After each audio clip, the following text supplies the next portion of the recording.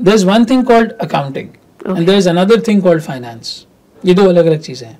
लोग उसे अक्सर मिक्स कर देते हैं क्योंकि हमें बोलने की आदत है BBA accounting and finance. CA में हम कह रहे हैं Kaif certificate accounting and finance. तो हम बोलते हैं जी अकाउंटिंग और फाइनेंस एक चीज है. दो अलग अलग चीजें हैं. Okay. Accounting is basically the art जहाँ पे आप सारी ट्रांजेक्शंस को रिकॉर्ड कर रहे हैं, उसकी समरी बना रहे हैं और हिस्टोरिक डेटा को एक तरीके से अपने पास प्रेजेंट कर रहे हैं. Which is again an essential thing.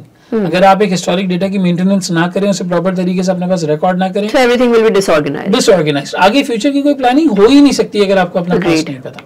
कौन सी ट्रांजैक्शन कैसे रिकॉर्ड करनी है, कैसे उसकी क्लासिफिकेशन, क्या तरीकाकार होगा, this is all about accounting. Okay. वहां पर जब मैं गया तो मुझे अकाउंटिंग का काम बहुत कम मिला. मुझे ज्यादा जो काम मिला वहां पर वो फाइनेंस साइड का मिला. अच्छा. Now what is finance?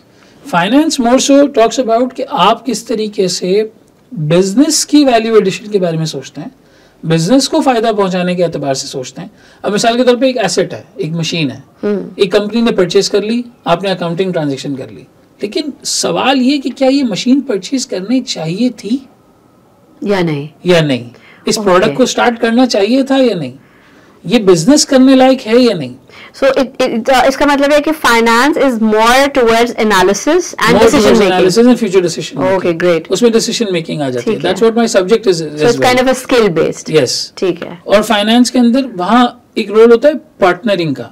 So that was also a concept जो मुझे पहली दफा पता चला. आज से पहले अकाउंटेंट्स का रोल क्या होता था? भाई एक बंदा है जिसने पैसों के ऊपर चेक एंड बैलेंस रखा हुआ है, कंपनी के फाइनेंसेस के ऊपर चेक एंड बैलेंस रखा हुआ है. कोई भी चीज़ करानी है आपको अकाउंटिंग के डोर से गुजरना पड़ेगा. वो वाउचर्स बनाएंगे, चीज़ें प्रिपेयर करेंगे तो आगे बढ़ेगी. हमेशा अकाउंटिंग के रोल को एक वॉच डॉग का रोल देखा जाता था या जेलर टाइप का रोल देखा जाता था कि भाई इनसे कोई चीज़ गुजरेगी तो आगे बढ़ेगी.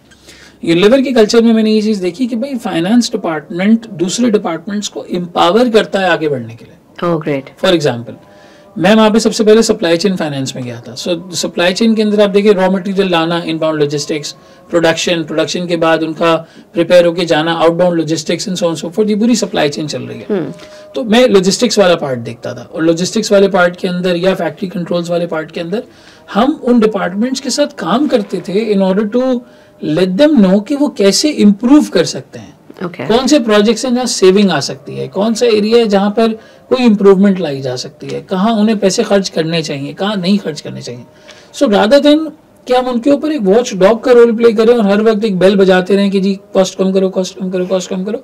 We used to listen to them, discuss with them कि कहाँ कौन सी चीज़ बिल्कुल ड्यू है करना और किधर सेविंग लाई जा सकती है.